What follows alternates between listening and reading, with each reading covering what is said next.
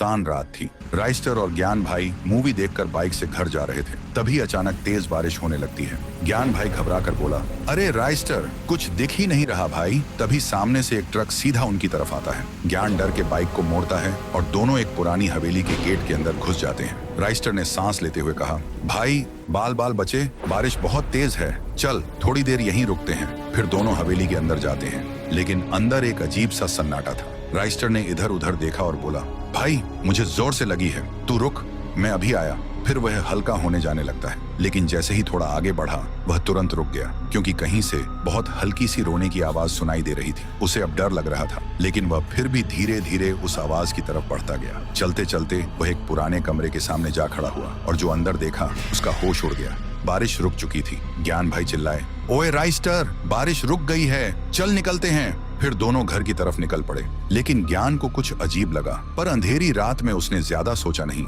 अगली सुबह गांव में मेला लगा था, सब मस्ती में थे। तभी वहां हाथ में एक तलवार लेकर राइस्टर आया और सीधा लोगों पर टूट पड़ा। एक एक को तलवार से काट रहा था। गांव में भगदड़ मच गई, हर तरफ लोग मरे पड़े थे। उधर ज्ञान भाई न्यूज देख रहा था, राइस्टर ने गांव पर हमला कर दिया। देखते ही वह चौंक गया और तुरंत बाइक लेकर तबाही वाली जगह पहुंचा। वहां का मंजर देखकर उसकी रूह कांप गई। राइस्टर लोगों को कैद करके रखा था और लोग चीख रहे थे।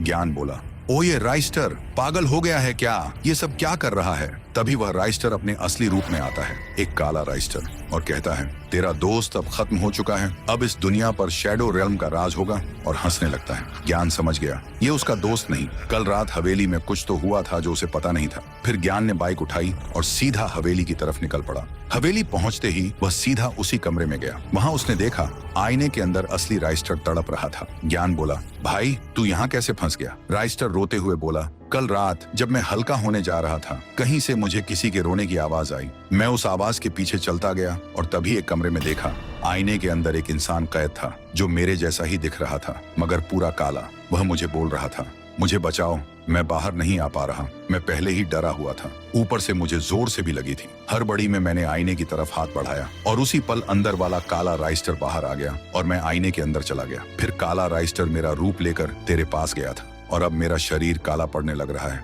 ज्ञान भाई बोला, फिक्र मत कर भाई, मैं हूं ना। फिर ज्ञान भाई ने वहां पड़ी लोहे की रॉड उठाई और पूरी ताकत से आईने पर वार किया। आईना टूट गया।